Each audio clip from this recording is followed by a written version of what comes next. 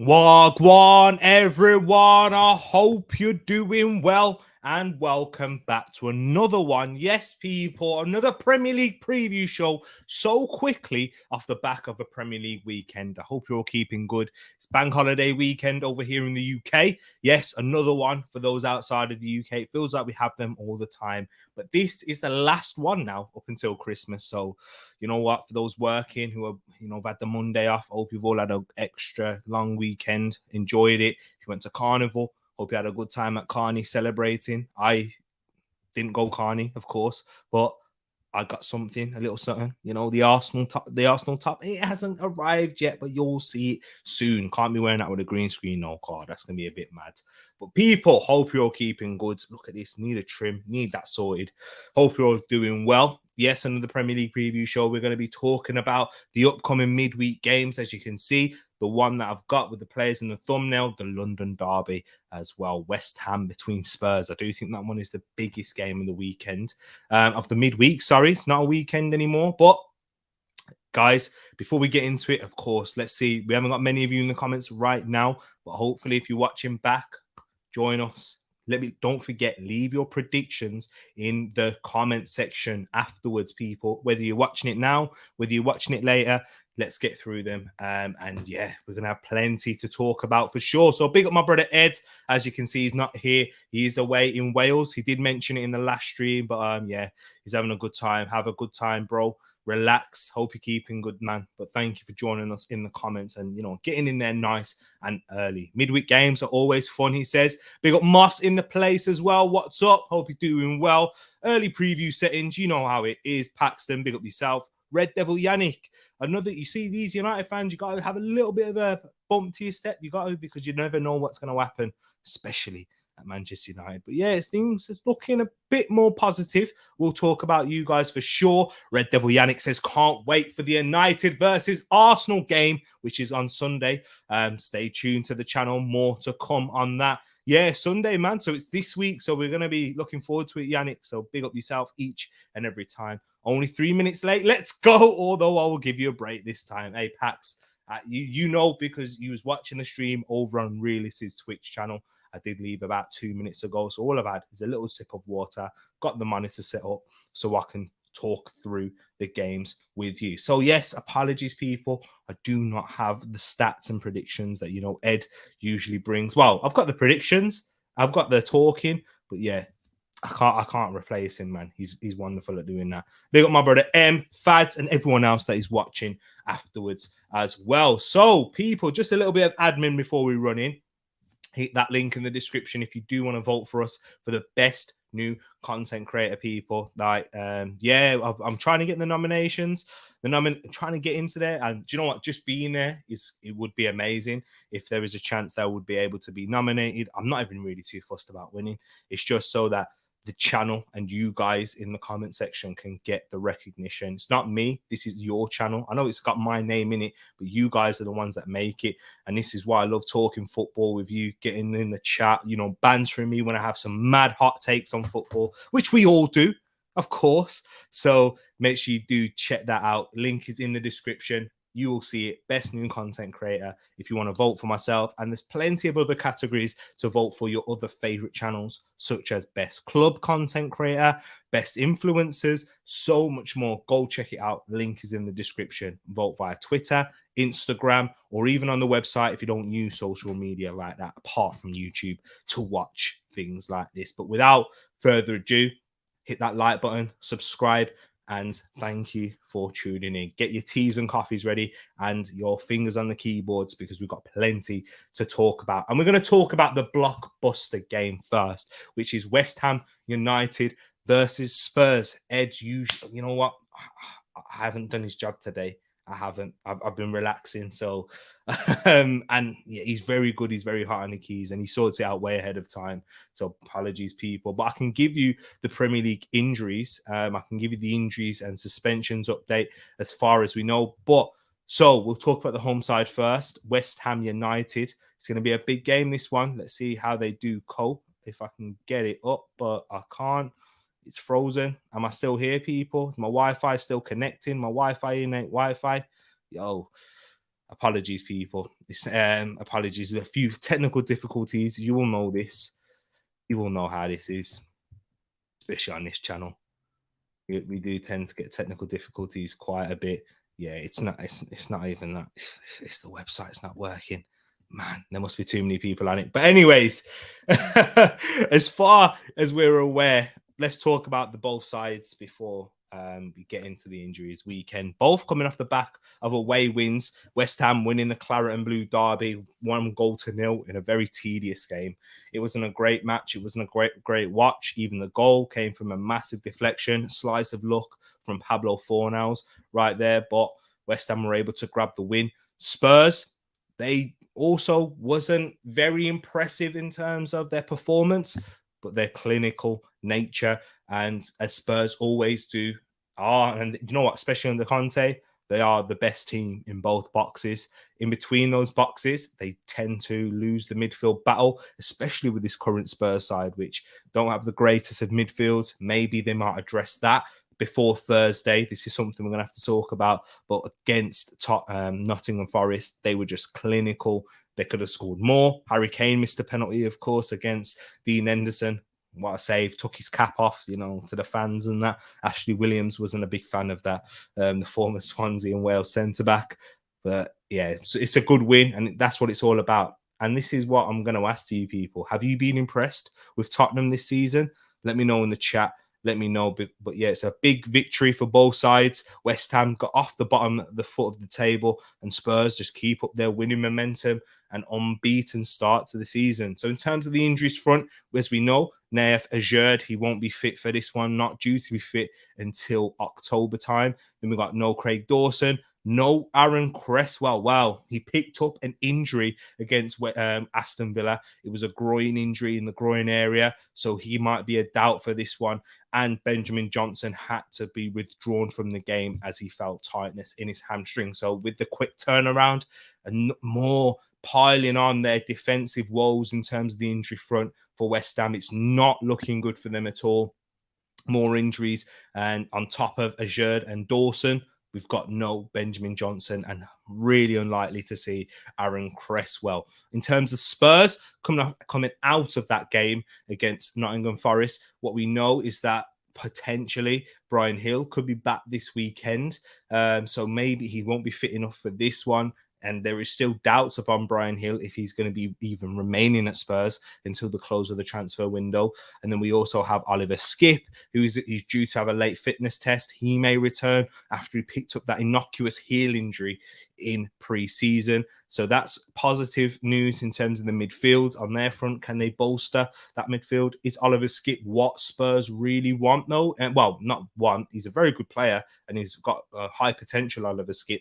But is he what they need currently? They need someone who's a bit more creative, more ball progression in the centre to help them keep possession and dominate games a little bit more. Or is that just how Conte wants to set up this current Spurs side? We have to wait and see.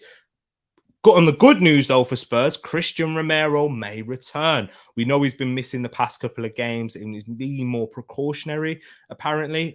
But yeah, with a groin injury himself, he should recover. He might be back. So Oliver Skipp and Romero could be back at the start of next week. So maybe we might see him later on in the weekend. It depends. It depends on how Conte is willing, how much he's willing to risk, and how important he sees this game, which is a London derby. West Ham and Spurs should both be up for it. But after giving you the good news, the bad news is Lucas Moura isn't expected to return in. Yeah, Moura and Hill, it's more about getting back into training for them. So talking about this game now and how I think this is going to go. It's going to be an interesting one. I think West Ham's woes defensively will continue. And yeah, they've just really struggled to build up momentum that they had last summer and last season where they had a real strong foundation, a small group. They're working with a tight squad.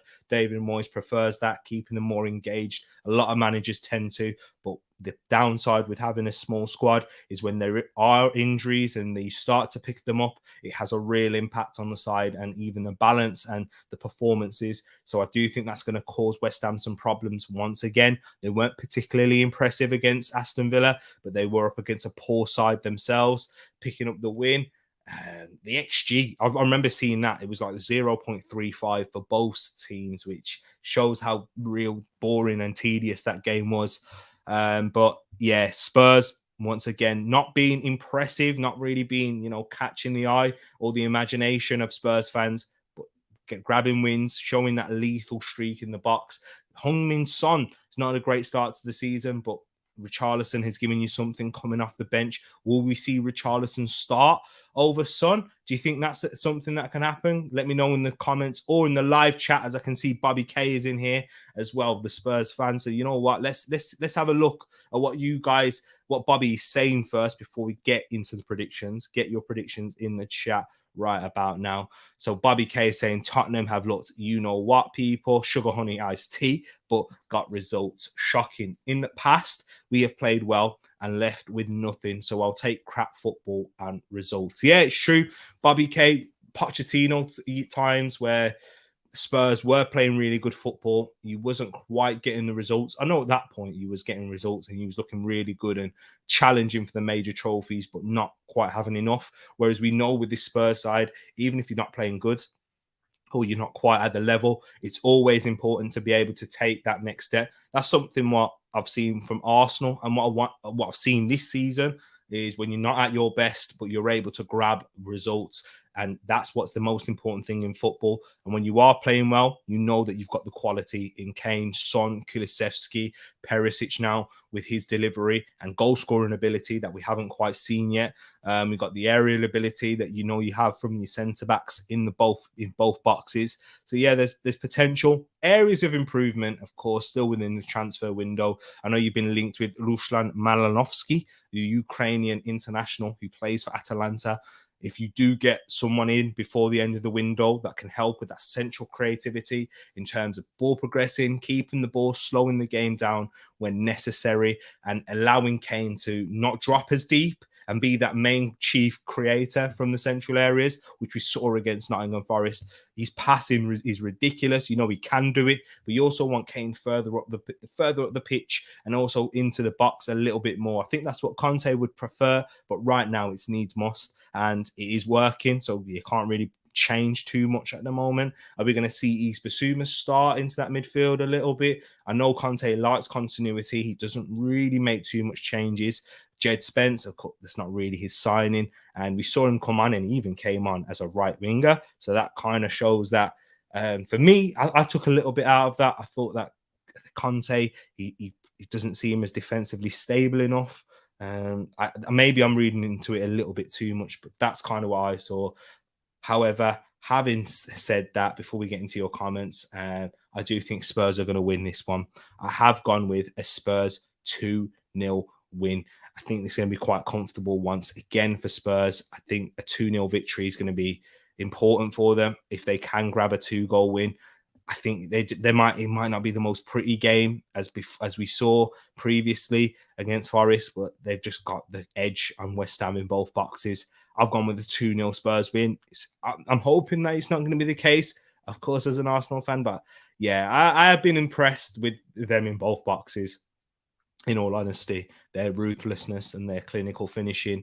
Although Nottingham Forest, they caused you problems, but they just didn't quite have that quality. And I still see that will be the issue with West Ham, especially in that defensive area. So I've gone with a 2-0 victory to Spurs right there. Ed has sent me his predictions, but I can't quite make out because I've changed the order, you see. I'm not really too sure on what the teams and what on what teams he has. He sent me the predictions, but yeah, I'll try and get those confirmed for you later on, people. So I've gone with a 2-0 Spurs win. Let's see what you're saying in the chat right about now and your predictions. Don't forget, to confirm them, to lock them in for this week. And at the end of the week, we will go through the updated tables. There's a lot to update on with this week because we've got the weekend's fixtures and we're going to have the midweek ones as well. A lot of admin to sort out. I'll help out with Ed at some point this week. So let's see what you're saying,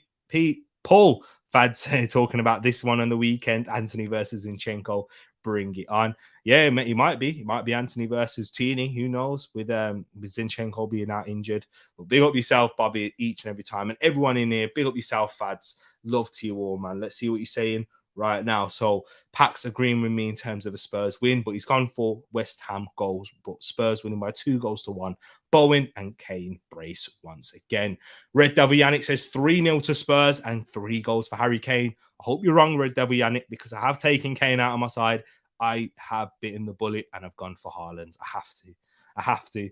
But Fads has gone for a 2-2 in this London derby, so he's gone for a draw right there. Spurs are doing what they need to do in terms of Conte. He will get them raising their levels. Yeah, I think you've got a good point in there, Pax, because it's still very early on in the season, isn't it?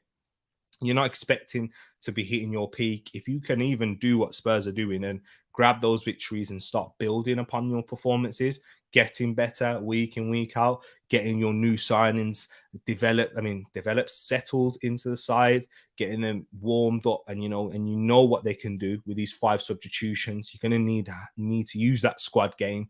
Champions League games coming up soon too. Yeah, if they can just keep doing that and keep getting through, getting through these games with the 3 points, it will be good for them, and it will in terms of confidence as well. Read that from Bobby earlier on. Big up yourself, David, in the place. Whacking Richarlison. Well done, Brennan Johnson. Oh, Pete, I'm sorry, Moss. Big up, man. Big up, Moss. Richarlison should start. Bobby K saying that. Is it for Son? Would you go with Ederson? Because Kulusevski had a great start to the season. He's not. He looked sharp yesterday. He just lacked a little bit in end product. He was much better than Son, though. So you'd start Richarlison over Son. Interesting to hear Bobby K. And he's also gone with a 3-1 Spurs win. Big up yourself, man. And yeah, man. And what I'm gonna do, because I'm trying. What I'm gonna do, Bobby, I'm gonna keep this. I'm gonna run through these because I've still got a few things to do this evening in terms of work. But what I will do, Bobby, is I need to still hit you up because I'm gonna let you guys know this. Yeah, it's more accountability for me. I want to do a show with Bobby, man. Arsenal and Spurs. I mentioned it to him a few months ago, but a couple months ago, actually. Was it a month? Yeah, maybe 1 month ago. But it's been so hectic with this new job and those things, man. So yeah, man, I still need to hit you up. People, remind me, because this will be a good show. Banter. Me and Bobby, we are very much alike, where we chat a lot. We have a lot of banter in there as well. And he's a top man. You know what? I love my Canadians. I love Bobby and I love Moss, man. You see what I'm saying? Big up yourself. And he says he should start Sonny off the bench. He does well against West Ham. Yeah, he's true. He is true. And Son having a bit of that wake-up call, it would be pretty good to have that, wouldn't it? Bargav says the transfer window is annoying me. Bargav, big up yourself, man. We'll talk about that when we get to the Arsenal. And we're also doing an Arsenal show tomorrow, Bargav. So yeah, let me know. Tune in. And yeah, man, we'll talk right about that, and we'll get right into the thicker things about that. And then also, Bargav, I'm going to be doing a transfer deadline day stream, and once I finish work on Thursday, that's when I'm in the office on Thursday, aren't I? Yeah, so I'm gonna have to come back, and then we're gonna do quite a long stream on Thursday. So make sure you stay tuned for that, my people. Big up G Staffy and Munzi in here as well. Big up my brother Bobby K, my brother. Go subscribe to the 3 Spurs boys as well, people. You know how it is, and we got plenty of people with their channels in here too. So let's move on into the next game that I have in the list, and it is Crystal Palace versus Brentford. This one's the Tuesday night game. This one is a 7:30 kickoff tomorrow. So this one's going to be quite big. Another London derby. I'm starting off with the London derbies. Is it, aren't I? So yeah, this one's going to be an interesting one. Both sides very good last season. Brentford grabbed a draw. Pretty unfortunate against Everton. They were the much better side. Plenty of chances. Once again, Brian and Mbeumo, very wasteful. and they should have easily won. I think they should have won that game. Everton were holding on after a good finish from Anthony Gordon, but for Crystal Palace, 2-0 up against Manchester City, but fell short in the end. Big up my Eagle Eye family, and you know what? It looked like he could have done it again and been unbeaten against Man City for 3 games, but Haaland just proved lethal. And it proved a little bit too much, but a credit to Crystal Palace. And we're quite unfortunate. Like to hear your thoughts in the comments. Do you think Edouard's goal, I use goal. I'm moving like Dermot Gallagher here. Do you think Ayu's goal that was intercepted by Edouard should have counted? Let me know in the chat. I'd like to hear your thoughts whilst I'm running through the injuries front for both sides. For Crystal Palace, we know there's no Nathan Ferguson.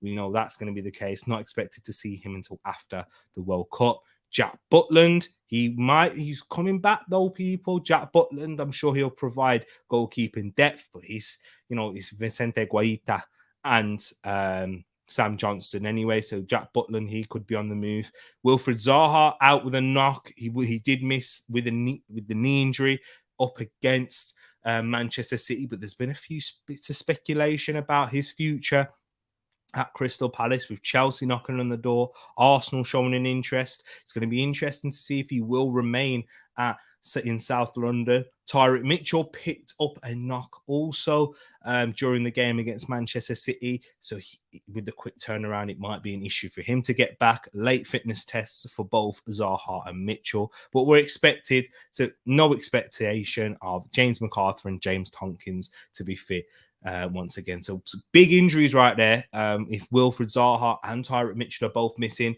leaving them light on that left, which is very, very important to how Patrick Vieira wants to play, because he doesn't have left back cover for Tyreek Mitchell, and Will Zaha is the talisman of the side. So it could be injuries or transfer speculation that takes them out of the team. For Brentford, though, we know that Sergi Canos is not going to be expected to be fit for this game. The same goes for Ethan Pinnock as well. However, Pontus Jansson could return, and the same goes for Christopher Ager, who is lacking match fitness.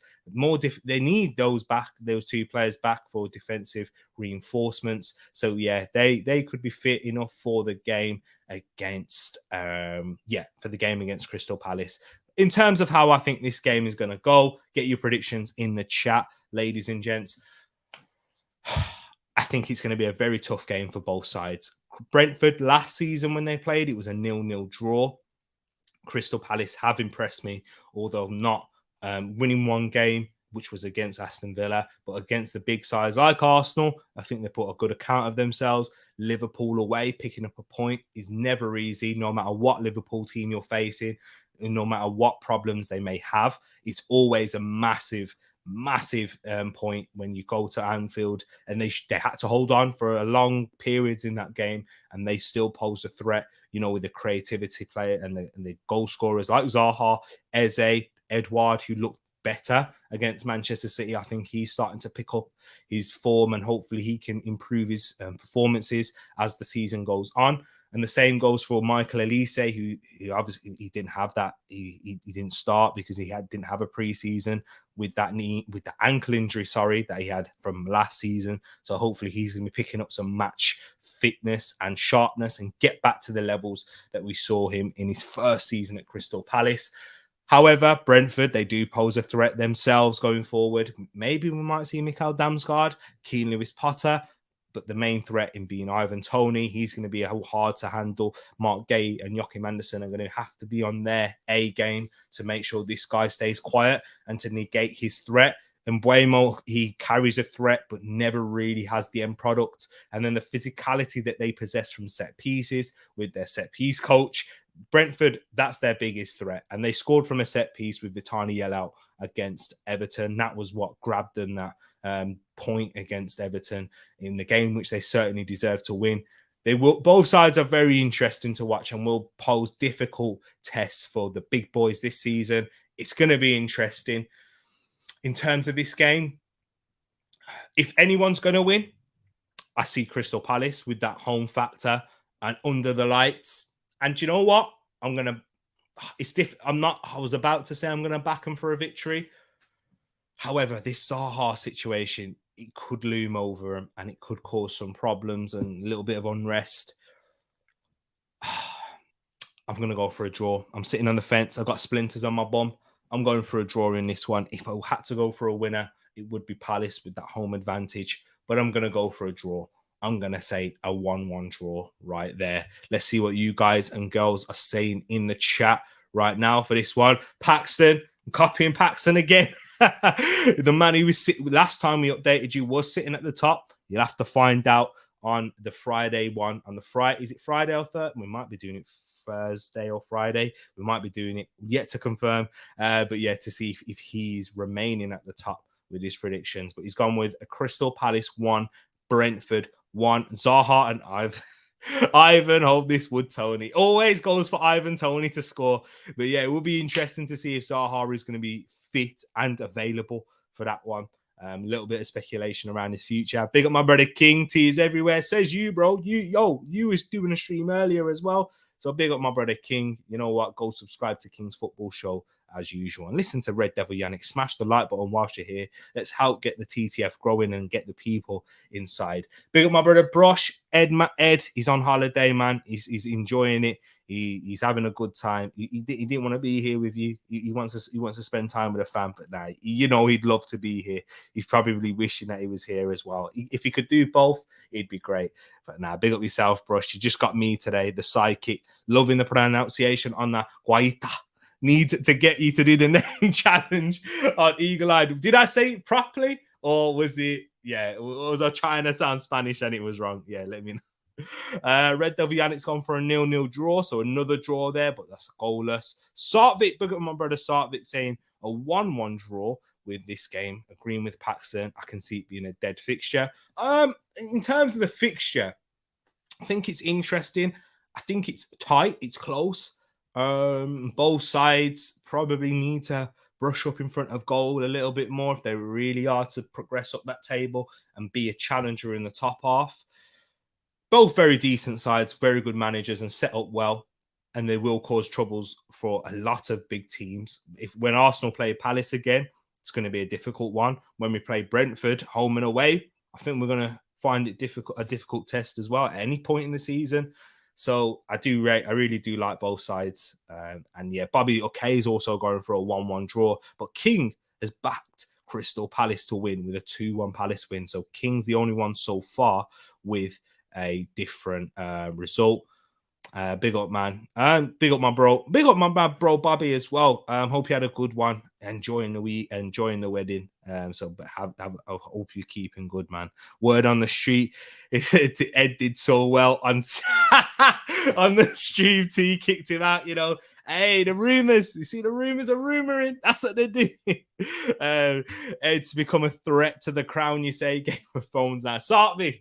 You know what I mean? Egos in this. I like you guys, and I like what you're doing. Nah, he's on holiday. He's not, and he's on forced holiday. I've sent him there. I paid for him to go away, so he can't do this show. He's taking the limelight. Ed educates. That's what we're changing the channel to. But the next game that we're going to get to before. Guys, I haven't given you Ed's predictions. I'm still going to get clarification on those. I'll pop them in the comment section afterwards, which is what you guys should be doing at the end of this video as well, to lock in your predictions for the midweek games. The next game we're going to do is Southampton versus Chelsea. Saints obviously lost their last game. Had a mixed start to the season. Beat Leicester before they lost to Manchester United this weekend. Looked impressive to a certain extent. They should have grabbed something out of that game in terms of the level of their performance, but they just didn't have that. They didn't have that cutting edge, which a lot of sides in that middle, in that lower half of the table, they'll struggle to have and maintain, especially when coming up against the bigger sides with much more quality in the final third. I thought Southampton did cause a threat and defended well in certain occasions when we saw the opportunity against where Man United looked like they should have scored when there was about 3 blocks by Southampton players. Ralph Hasenhüttl is a very good manager, but he just hasn't really worked out so far. And a lot of their signings, young team. So yeah, we'll get into that soon. But with Chelsea, They're coming off the back of a 2-1 victory after Conor Gallagher got himself sent off. He'll be suspended for this game, so he's not going to be available. But yeah, to win, once again, probably fortunate given the chances that Leicester had and the quality of those chances, hitting the bar and scoring a goal themselves, which was ruled out, which, we'll talk about that when I get to Leicester. But for Chelsea, just getting 3 points on the board. Praise Tottenham for it. So you've got to really give credit to Chelsea for doing the exact same thing. In terms of the injury front, though, this is what is going to be interesting. Only Valentino Livramento at the moment for Southampton. Of course, more injury news may come in. We don't know the fitness or the physical state.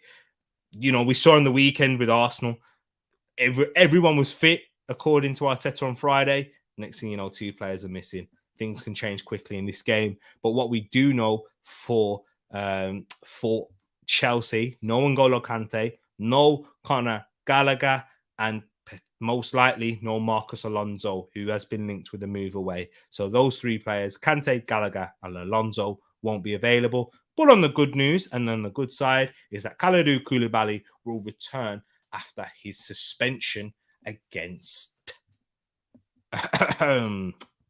Leicester. The red card he picked up in that 3-0 defeat against Leeds. So Southampton, Chelsea, I can see this being a formality once again. Chelsea, I think they haven't looked sharp. They haven't looked, they lack that cutting edge themselves when you're talking into the upper echelons of the league, when they're to be competing with a title or in that top 4 fight. They just don't have enough for me. But in this game, Southampton, they've got the edge over them. Southampton, they struggle against Chelsea mentally. Chelsea beat them, 5-6-0 last season. Even Werner getting himself in the goal sheet, and he's not even there anymore. I just see Chelsea comfortably winning this. I'm going to go with a 3-0 Chelsea win. I know that's quite a big, bold goal line. 3-0. I'm kind of regretting it now. I've said it. I've gone for it. If I change it and it does happen, I'll regret it even more. So I'm going for a 3-0 Chelsea win. Yeah, Sterling to grab a goal, 2. And we'll have to see what signings they make at the end of the window. But we'll do a whole stream on that later in the week. Let's see what you're saying. Paxton's gone for a Chelsea win, but a bit closer, saying Havertz with a penalty. Yeah, if Havertz took a penalty, that would be interesting because Jorginho, he's the main one, but he might not play. Who knows? So yeah, Havertz penalty. We'll have to wait and see. If that pulls out Paxton, this guy, I'm telling you, man, you need to ask him for the lottery numbers. He's doing so well with these predictions. Sartvik goes for a 4-1 Chelsea win, convincing. Same difference, but different scoreline. He says 4-1. Havertz and his geezers will be too much for the Saints. I kind of agree with you. Yeah, I think they'll just overwhelm them. Short turnaround for Saints. Yeah, I just don't think they'll be able to cope with the quality that Chelsea possess. But Bobby, though, he's gone for a 2-0 Southampton win. Lol, 3-0 Chelsea, most likely. I'll take the latter one. I'll take the latter one for you. But hey, if Southampton win 2-0, you're going to regret that last line there. You're gonna regret it. I hope you're right, though, with that first one. That would be amazing. But Red Devil Yannick, though, he's seen yours, Bobby, and he's gone, you know what? I'm going with it. I'm cutting my neck on the line. Red Devil Yannick's gone for 2-0 Saints. Red Devil Yannick, they were impressive against you guys to a certain extent. Created some chances, just lacked that edge once again in the final third, whether it's the final pass or the shot. We'll have to wait and see. Chelsea are going to have to be on their A game. First goal is going to be crucial, as I always say on the preview show. At least one of the games that the first goal is going to be massive. So yeah, I've gone for a 3-0 Chelsea win. But you guys, apart from Red Devil Yannick, has gone for a 2-0 Saints win. Interesting to see right there. Let's move on into the next game, which is Fulham versus Brighton. Impressive for both sides to start to the season. Brighton in the top 4. Fulham only lost their first game against Arsenal with that last-minute winner from Gabriel, but very impressive, putting their backs on the line, defending well in their box, and making life difficult for Arsenal at the Emirates. Brighton, though, outstanding, grabbing that win against Leeds, who also had a pretty decent start to the season, grabbing that victory. having the best defense in the league at the moment, Graham Potter. But yeah, two decent managers going into this game. And for Fulham on the injury front, we've moved from one West London team to the next, is Harry Wilson. He's not expected to return. He's going to be out. And the same goes for Shane Duffy as he's facing his parent club on loan from Brighton.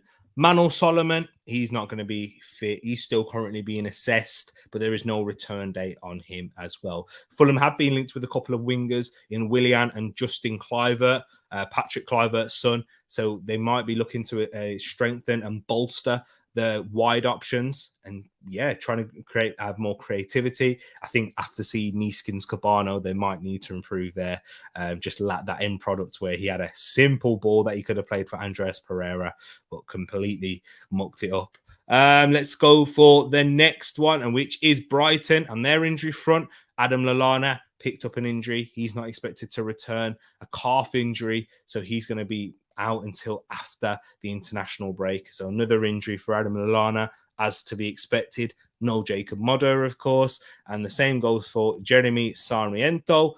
However, Joel Veltman, that could be a big miss, a big exclusion. He picked up a neck injury in the game on the weekend. He's got a race against time to be fit for this one. Joel Veltman has been essential for that Brighton defense and keeping them stable. So that could be a big injury. Will that impact your predictions, people? How I see this game going? It's going to be an interesting one. Once again, two decent sides had a very bright start to the season, respectively. Brighton in their heady heights, they had a brilliant start last season. They just hit a rough patch in the middle. However, I can see it's difficult. I'm thinking draw once again. I haven't even got the comments up, so I'm not looking at Paxton's prediction. The first thing that comes to mind is a draw, and if someone's going to win, am I going to edge the home side once again, or am I going to back Brighton? I'm going to go for a Brighton 2-1 win, I'm going to back Brighton to win this by 2-1. I think it's going to be difficult. I can see Fulham grabbing this either way. I just feel that Brighton, they'll ride this wave and they will always create chances, and they even create chances against much sterner defenses. But I think the fact that Brighton's defense has been so good, I like how Graham Potter sets them up. I'm a massive Graham Potter stan on this channel. One of my favorite managers, coaches in the game right now. Marco Silva does set them up structured defensively well. I just don't rate these individuals at the back. I just don't. When I say that, when I look at their technical ability, passing out of the back under Brighton's press, it will be difficult for them, how they defend these wide areas. I saw a lot of last-ditch defending slide tackles against Arsenal. And I just think that if Brighton, if they can pose and they can impose themselves on this game with Moises Caicedo in the middle, Pascal Gross pulling the strings, it was excellent, phenomenal. What a great start to the season he's had, not just with the goals, but with the passing, with the dictating of the tempo, and the wonderful pass he played. If you haven't seen it, go check it out, the ball he played on the weekend. And then, I'm backing 2 on Brighton. I could see either team winning this. You never know. With Brighton, what type of performance you're going to get from their attackers. You're always going to get a ball dominant one. I think they will dominate possession. They will be the side trying to impose themselves. But then it's all about how Brighton deal with Alexander Mitrovic, their physical centre-backs, and Adam Webster. I'm sure he's going to be the one tasked to make sure that he's kept quiet in this game. But interesting to see right there. But Brighton by 2-1 once again. Let's see what you're saying in the chat. Paxton's gone for a 2-2 draw.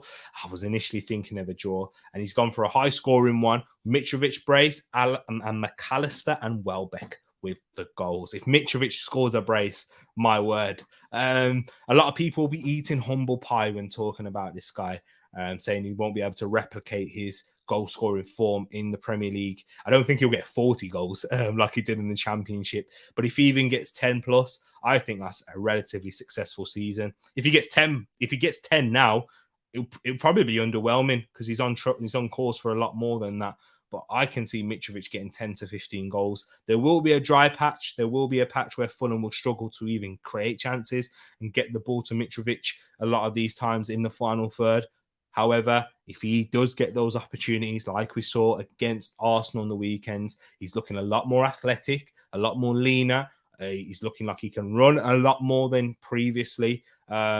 He's got a different mindset at the moment, Alexander Mitrovic, and he's riding that wave. So I can see him scoring. Patson goes for a brace right there in a 2-2 draw. Sartvic, though, is backing Fulham to win this one. Tete late winner. It's gone for a 1-0 Fulham win. Interesting.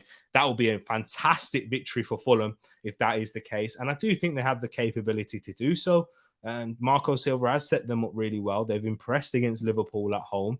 If they can turn Craven Cottage into a fortress, they will pose difficult opponents to most sides. Bobby K has gone for a 0-0 draw. Fulham, not as bad as people think. I've got to hold my hands up. They're not as bad as I thought they were. But Marco Silva and Fulham players do deserve credit for that. Red Devil Yannick's gone for 2-0. Trossard, goal, and Gross. Ooh, interesting. I like those two players. If Gross scores, I'll be very happy. Yannick, I'll be happy with you because you've said it here first. Big up yourself, Luca, as well. And there you go. He's on the fence, B&B. He's gone for a 1-1 draw right there. Get off that fence, B&B. But hope you're keeping good, people. The next game that we're going to run through now is Leeds versus Everton. Interesting one because Leeds have had a really good start. And you can't really say the same for Everton. Struggling with injuries, struggling with getting players through the door. Of course, they've got some new signings, so we might see one of their new signings make their debut for this game. But before we do get into that, let's see what their injuries front is for Leeds. Stuart Dallas is not going to be there. Neither is Junior Firpo. Well, however, Junior Firpo is he will return to training this week. I don't think he'll be fit enough to be available for this one. And the same goes for Ayling, who's also returned this week. Late fitness test for Patrick Bamford, who is also struggling with a groin injury as well. So maybe he might be fit for this game. It's a race against time for him. And the same goes for Liam Cooper, who picked up an injury in his calf. So we'll have to see if he's going to be fit for this one. Two important players, two key men in the roles that they have in that Leeds United squad.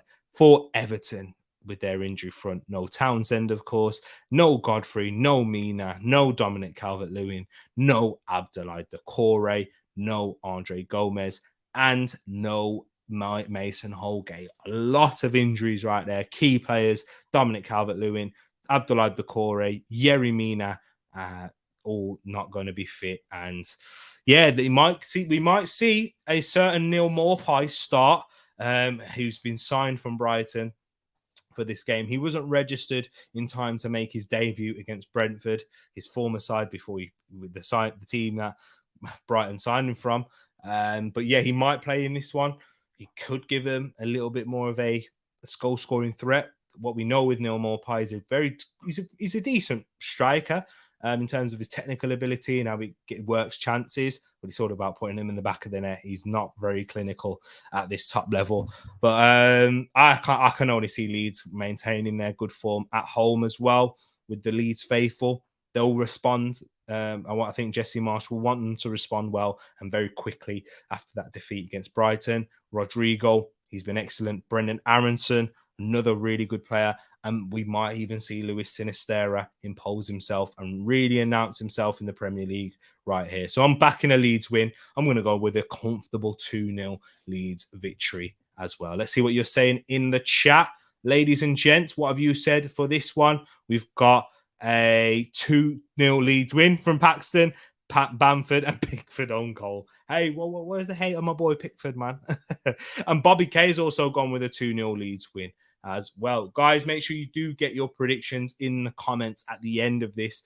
Make sure you've got them. I know Paxton's very good at this. He's always in there early. Can any of you beat Paxton? I'm not too sure, man. But yeah, if you do see at the end of this video and you're like, I don't know how to write them in what format, Paxton's usually good for them as well. So yeah, go guys, make sure you get them afterwards. And Red Devil Yannick sneaked his through the door. He's gone for a 2-1 Leeds win. So the favourites in this game, certainly Leeds and Everton to continue their miserable start.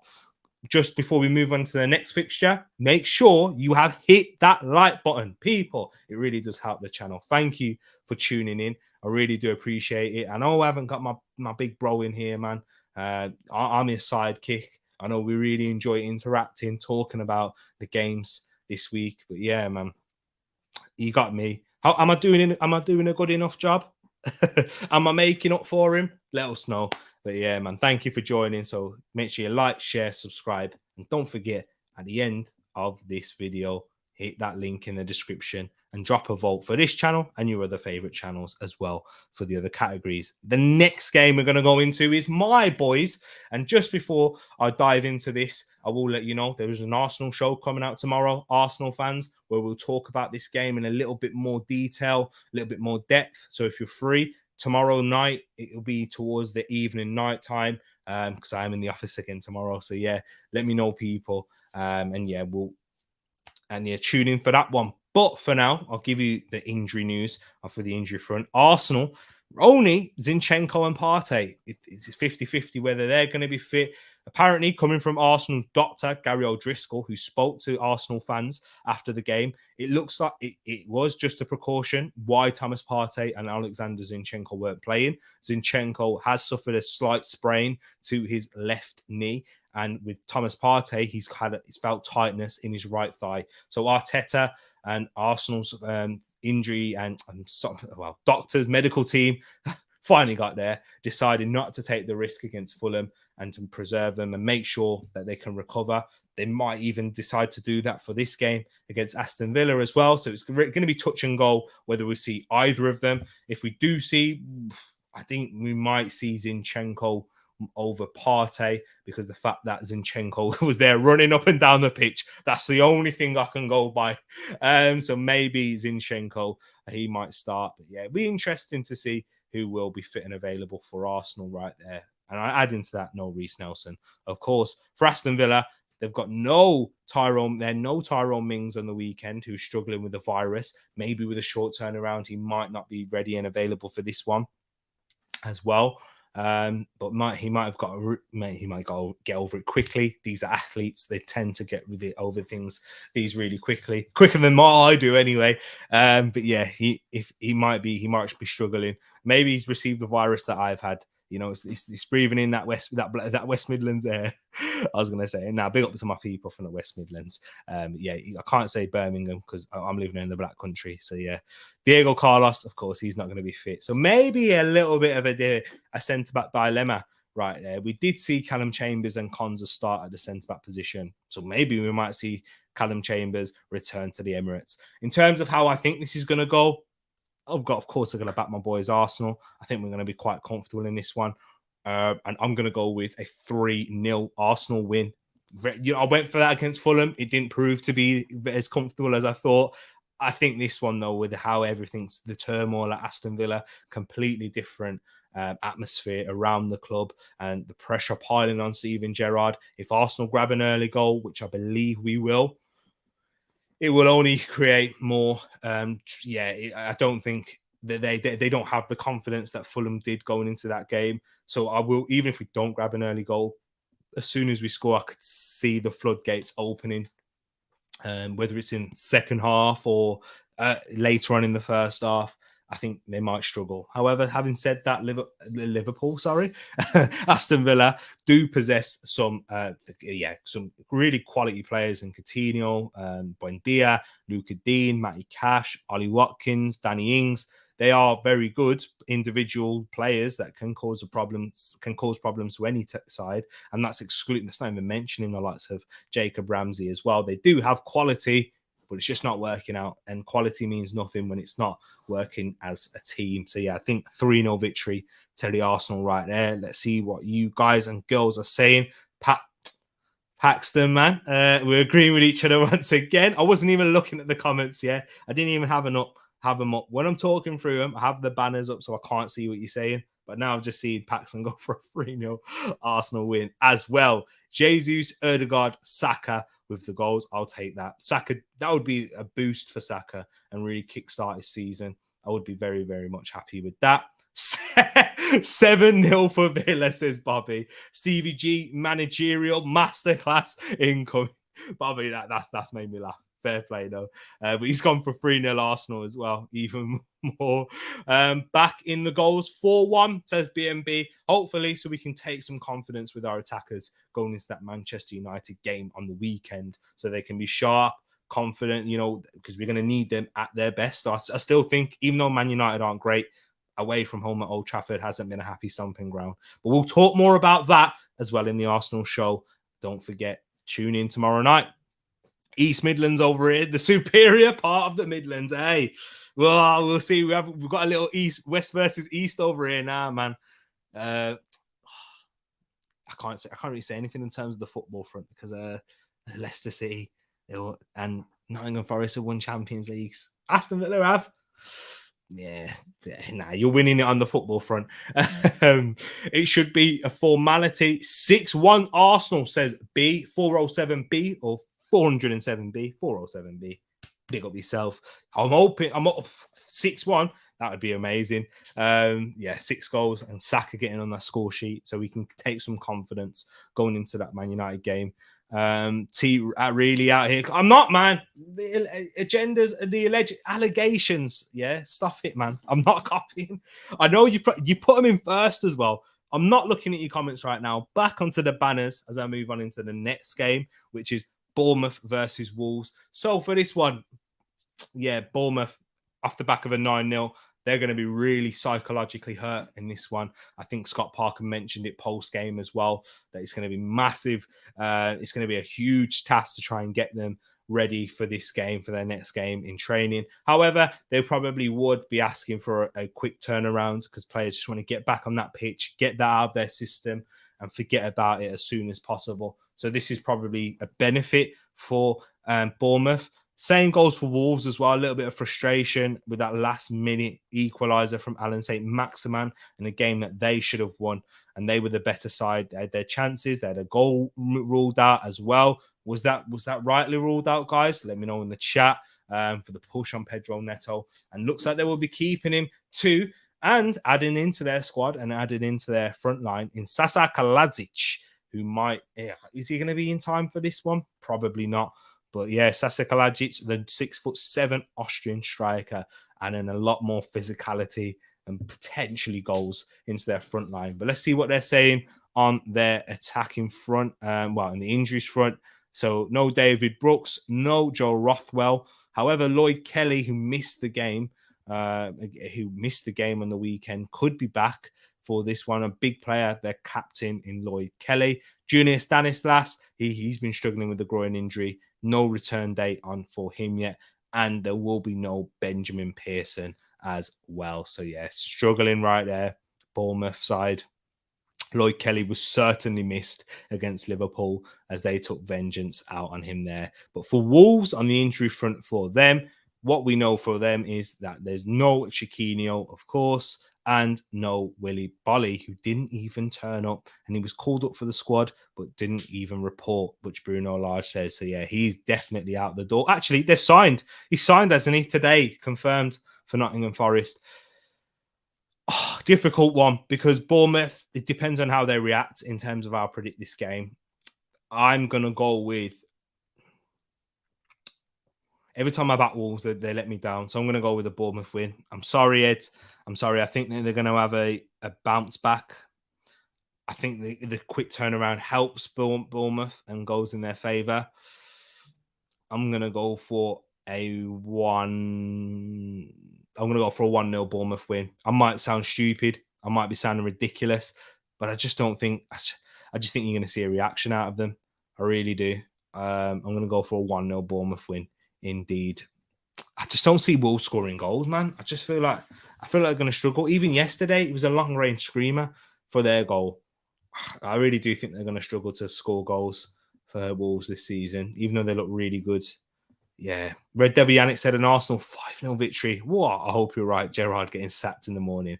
Actually, yeah, a Man United fan will take their joy in that. But Paxton has gone for a 1-0 Wolves win. Jimenez, a late penalty. Honestly, don't see anything in Wolves so far this season. Yeah, it's always in the goals front. That's their issue. I think they played very well in midfield. They were very good in between both boxes once again. And you know what? Actually, in in every other box, apart from the one where you're meant to be putting the back of the net in, they were fine. Better than Newcastle. Newcastle had their chances of their own, of course, but they defended well, and Jose Sarr was pretty decent. It's just scoring goals for Wolves. That's their issue. When you watch them play, they're a very good side in progressing the ball, defensively really good. They just can't score, man. And if you can't score, you can't win games, can you? 3-0 Wolves, says Red Devil Yannick. You know Ed's going to be loving you for that one. When he watches this back, he'll be happy with you. Good evening to yourself as well, Matt. Hope you're doing good. This is getting ridiculous. Hey, I'm not copying you. I said 1-0 Bournemouth. I said 1-0 Bournemouth. Yeah? You've gone 1-0 Wolves. I'll go 1-0 Bournemouth. If Gerrard loses to Arsenal and Man City, he becomes Aston Villa's worst manager in their history. Matt, he's going to become their worst manager in their history. I might be shooting myself in the foot by saying that. Arsenal, Man City, yeah, peak. It's peak. Thanks for bringing that up because, yeah, Steven Gerrard slander and Aston Villa, even better. That's what I like to hear. We've got 3 more games left, and we're going to be talking about Manchester City versus Nottingham Forest right now. This game here at the Etihad, where Manchester City came back from 2 goals down. Erling Braut Haaland again with that excellent hat-trick. You know what? He's just a beast, isn't he? That first goal, the crossing from Foden, headed right into the back of the net. The fortunate goal, but was, as I think, Gary Lineker said, that Pomo position of maximum opportunity. That's where it's where Kane scored 2 goals this season. It's where Jesus has scored this season. It's where Haaland's scoring as well. Offset pieces in that back post area behind everyone else. That's where you score. That's where you get a lot of goals, man. And yeah, and then that 3rd goal to hold off Joel Ward was ridiculous. Nottingham Forest, though, impressive in their performance. Lacked that clinical edge. Looked a bit sloppy as well defensively. It's going to be tricky. But let's look on the injury front for Manchester City because they have got a few injuries. Of course, no Aymeric Laporte, Nathan Ake. He's not expected to be back until the weekend. Won't see him in the squad. Jack Grealish faces a late fitness test. He might return for this one. It's 50-50, toss of a coin, really. We might see Calvin Phillips into the squad as well as Luke Mbete. So, yeah, with those injuries, I don't really see much change. Anyone returning into the starting lineup, but possibly on the bench and maybe some squad rotation because it's a short turnaround. But yeah, Manchester City are winning this for me. Really don't have to spend too long talking about that because, yeah, Manchester City, I'm going to go for a 3-0 Manchester City win. I'm going for a 3-0 Manchester City win right there. First goal. I think it's the timing of the goal, which is going to be important for Forest. If they can hold on throughout the first half, if they can play the game in 20-minute periods and say, let's keep it 0-0 here, or if they do concede early, let's go for the next 20 minutes without conceding the goal, etc., and then build upon there. But it's going to be difficult. Manchester City, with the attack that they've got, maybe they can cause some problems on the other end with the high line and the pace that they have with Brennan Johnson, Morgan Gibbs-White, Emmanuel Dennis. If he gets a start, I think he looked pretty sharp, but they just don't seem to have a goal scorer at the moment, Forest, and that might be their issue. So I've gone with a 3-0 Manchester City win right there. Let's see what you're saying. That was that for the Bournemouth Wolves game, ball draw. B&B says City hitting 4. Paxton also agreeing with you, saying Manchester City are hitting 4. Haaland brace, KDB, Gundogan. Like this Forest team, but it's peak still. Yeah, it's just Manchester City, isn't it? And if you don't really have a goal scorer on the other end, it's going to be problems. You're not really going to cause them too many issues, are you? So it's a shame. And Red Devil Yannick's gone for 5-0. 3 goals from Kevin De Bruyne and Erling Haaland with the 2 as well. I need him to bang now. He's already ruined me for the start of the season. If I'd have started with Haaland instead of Kane, I'd have been fine. But I started with Kane. And it's not like Kane's done bad. It's just Haaland's outscored him. That's the issue. So I've gone for 3-0 and everyone else gone for 4s and 5s in the chat right there. Into the penultimate game, Liverpool versus Newcastle. This is going to be interesting.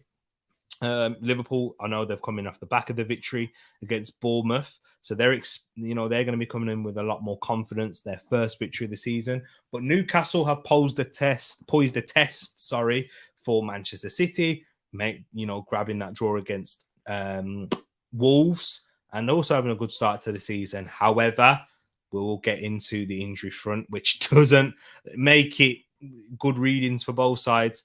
Jota, he's going to be too early this game. Potentially on the weekend, we might see him return. Kelleher, he was saying for him again, and it's all we're looking at the weekend for Jota, Kelleher, Jones, Thiago, Joel Matip, and Darwin Núñez. Of course, the latter in Darwin Núñez returning from his suspension. This game comes too soon. So, yeah, he's got one more game to serve. Harvey Elliott, though, picked up a little knock, but he should be fine. He's highly likely that he'll be fit for this one. Maybe drop that. I don't even think he'll be dropping to the bench because of their injury issues. I think he'll have to start anyway.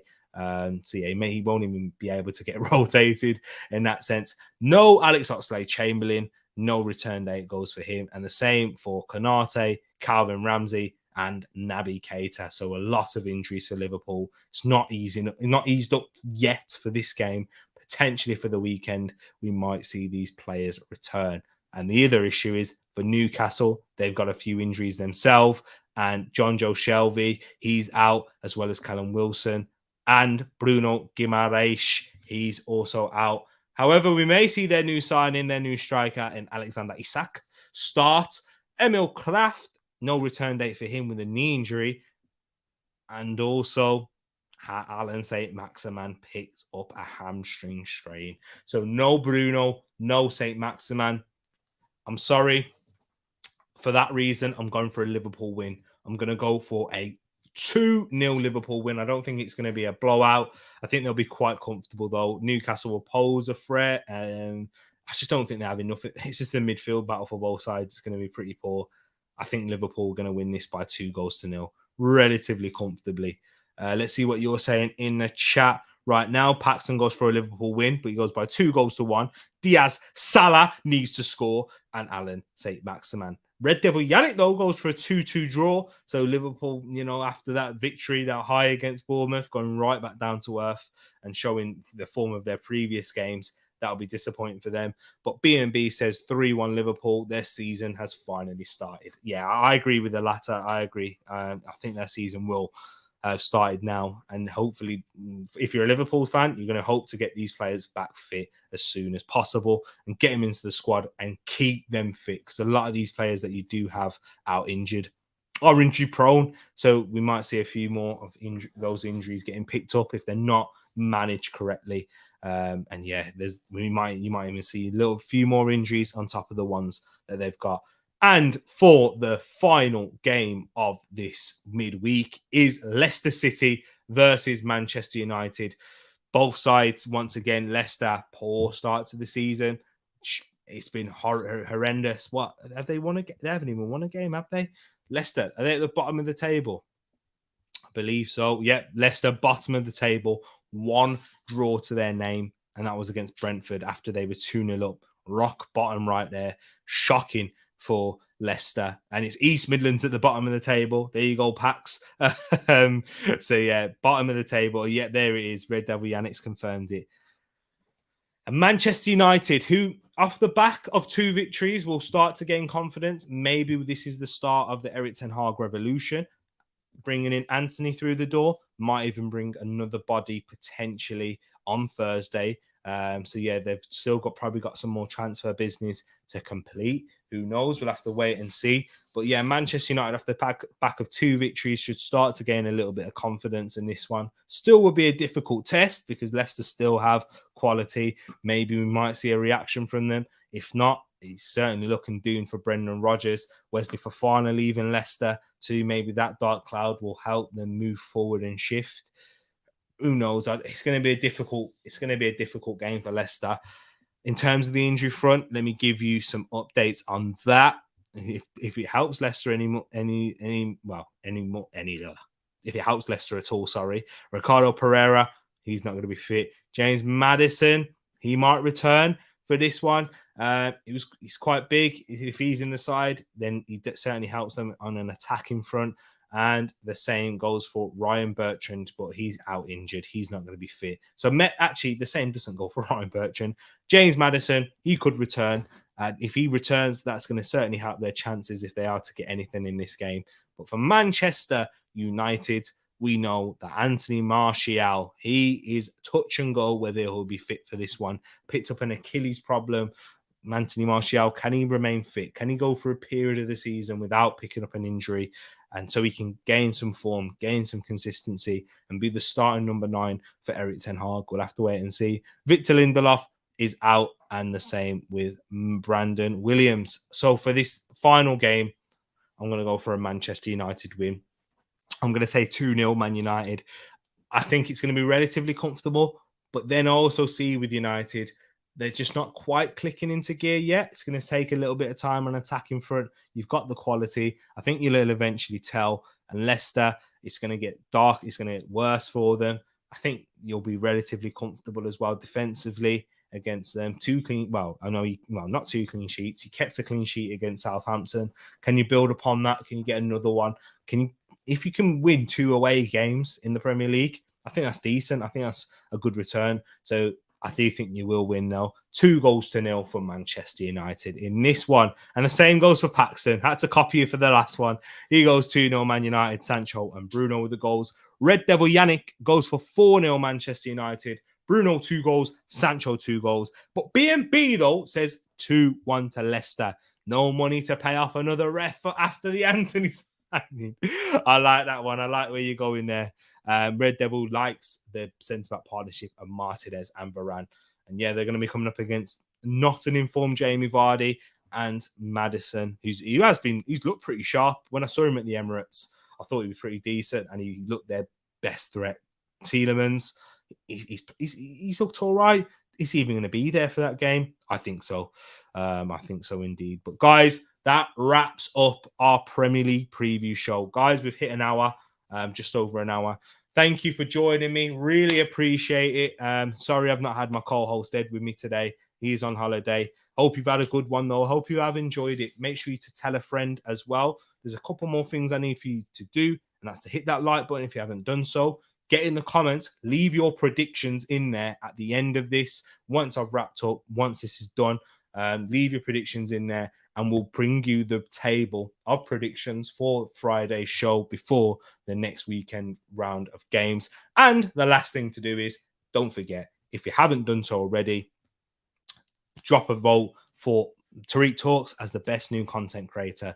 You can do that via the link in the description. It will take you to either Twitter, Instagram, or if you don't use any of those platforms, you can vote through the website right there. Thank you once again, once and for all, people. Love for your engagement in the chat. It's been brilliant. I'll be back again tomorrow. And stay tuned, people. We will be here talking more on football. We've got plenty of content this week. Looking forward to be bringing it with you once again. Ed educates the channel. Not gonna lie. Ed educates, carrying the channel. Not gonna lie. I love that. Yeah, you see what I'm saying right there? When they're missing you, Ed, make sure you come back refreshed as well. Take care, people. We're love and peace to you all. We'll be back again soon.